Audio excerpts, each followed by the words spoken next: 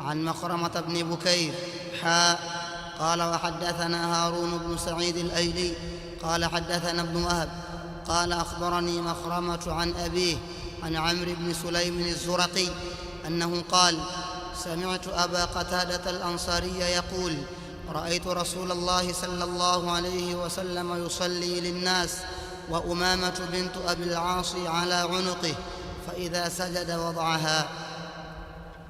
وقال الإمام مسلم رحمه الله تعالى حدثنا قتيبة بن سعيد قال قتيبة حدثنا ليث وهو الليث بن سعد وقال الإمام مسلم حدثنا محمد بن المثنى قال سيما حدثنا أبو بكر الحنفي. لا الشيخ عفوا حدثنا أبو الطاهر أخبرنا ابن وهب قفزت الحديث قفزت نعم عفوا نعم. وقال حدثني أبو الطاهر وأبو طاهر هذا وأحمد بن عمرو بن السرح المصري أبو الطاهر قال أخبرنا ابن وهب عن مخرمة بن بكير.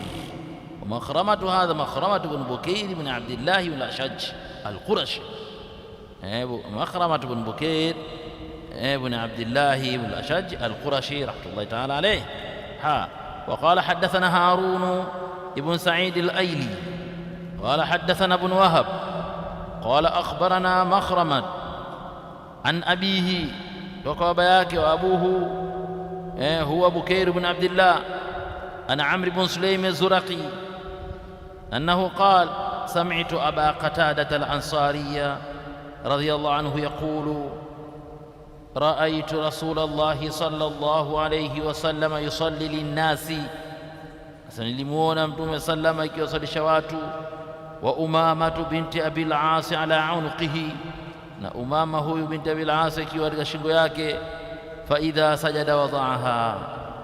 نعم.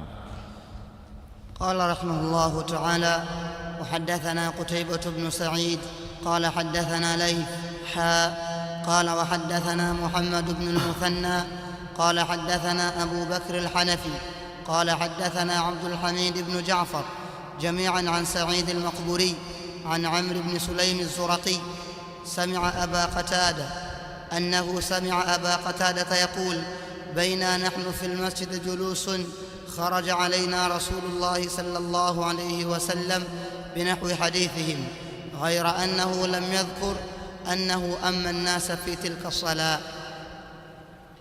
وقال الإمام مسلم رحمه الله تعالى حدثنا قتيبة بن سعيد قال سيما قتيبة حدثنا الليث حديثي الليث والليث بن سعد وقال الإمام مسلم وحدثنا محمد بن المثنى قال سيما محمد بن المثنى حدثنا أبو بكر الحنفي قال سيما أبو بكر حدثنا عبد الحميد بن جعفر جميعا عن سعيد المقبري عن سعيد المقبري عن عمرو بن سليم الزرقي أنه سمع أبا قتادة يقول بين نحن في المسجد جلوس wakati au zama tulipokuwa sisi tuko msikitini tumekaa kharaja alaina rasulullah sallallahu alayhi wasallam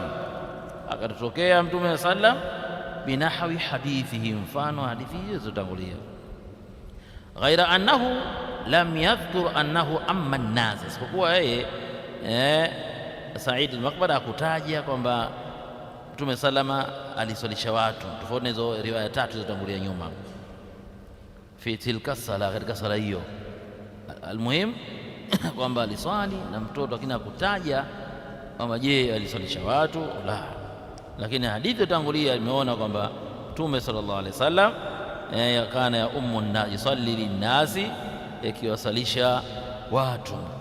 Na waqala al-Imam an-Nawawi rahimahullahu ta'ala sema Imam an-Nawawi rahimahullahu ta'ala وفيه حديث عمرو أمامة رضي الله عنه ففيه دليل لصحة صلاة من حمل آدميا أو حيوانا طاهرا. kuna faida patikana ndani yake hakika kusihi kwa swala ya yule ambaye ni swala ilikuwa amembeba mwanadamu au amembeba mnyama aliyekuwa tahara, mapaka, mbuzi au kondoo, mashaba dhalika, lakini sio khinzir au kelb. Sawa. Na hivyo hivyo tahiri min tairin wa shatin wa ghairihima, yawe ndege au mbuzi na mfano wao. Wa anna thiyaba sibyan wa ajsadahum tahiratun, hakika nguo za watoto na miili yao ni tahara, hatta tatahaqqaqa najasatuha, mpaka ithibitike ule unajisi. Haina maana kwamba kwa vile kuwa ni mtoto akaonekana kwamba yana nini, ana najisi, la, mpaka yatahakka kwamba haya maji na unyevunyevu ni mkojo, wa illa hapana. Tumefahamiana wa anna alfi'la alqalil la yubtilu as-salata, na hakika vitendo hivi vichache havibathilishi swala. Wa anna al-af'ala idha ta'addadat lam tatawala bal tafarraqati la tubtilu as-salata, na vitendo hata vikiwa vingi vikawa kama kimoja kilifanyika huko kingine huko kingine, yani tofauti na tofauti, basi vitendo hivi hata vikiwa vingi, bali tafarra, vimegawanyika sehemu mbalimbali.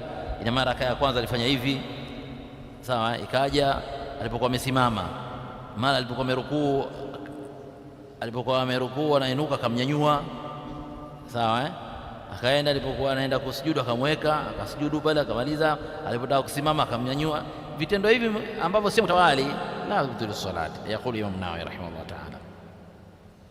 Wa fihi, na vile vile kuna faida katika hadithi hii, tawadhu ma sibyani wasaili dhafa, kuwa na tawadhu na unyenyekevu, sawa, kwa watoto na wale watu dhaifu, waadhi, wa rahmatuhum wa mulatafatuhum, na kuonea huruma, sawa, kuonea huruma na kuwafanyia upole hao watoto. Ina maana watoto wafanywe hivyo, sio wanafukuzwa. Na hawa watoto ni wale watoto hawa mumajizina, hawa watoto wanasumbua kama umu, hawa wanakamatwa wanatiwa mbarati, kwa sababu kwanza wengi wao wanatakiwa waamrishwe kuswali ishatimia miaka 7. Hakuna vijitoto hapo inakatia fio vimeenda huko ile karibu na salamu tunasikia fio hawapo. Sasa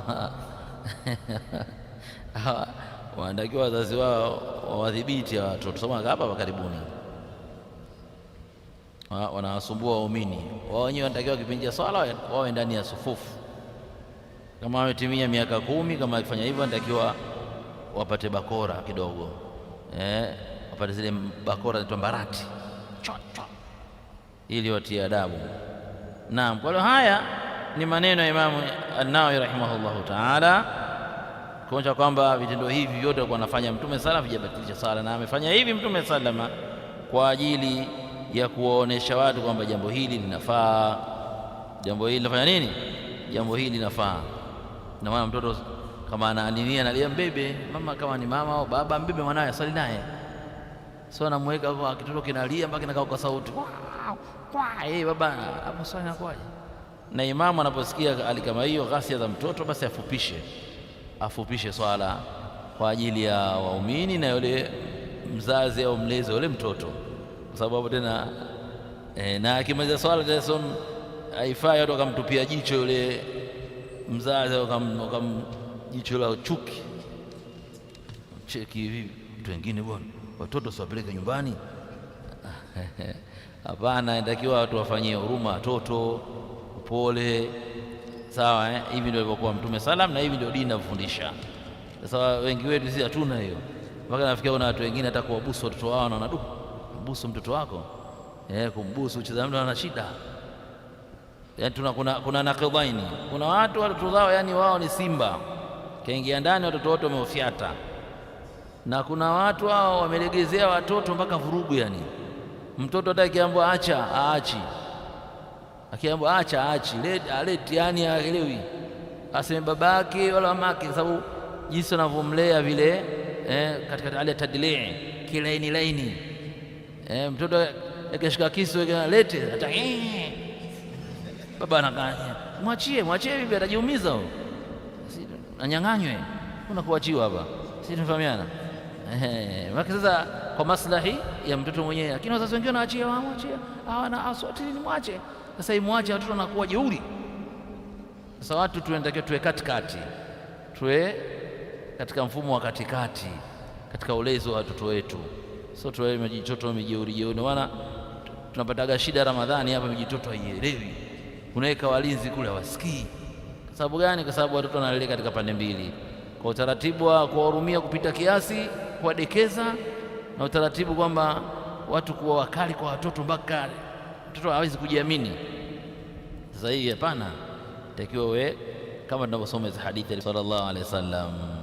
Vijana wengi ukiwauliza hivi, unakumbuka babako kashawahi kukubusu wewe? Nikiwaulizeni hapa watu wa miaka 18, 17, 20, mshawahi kubusu na babako?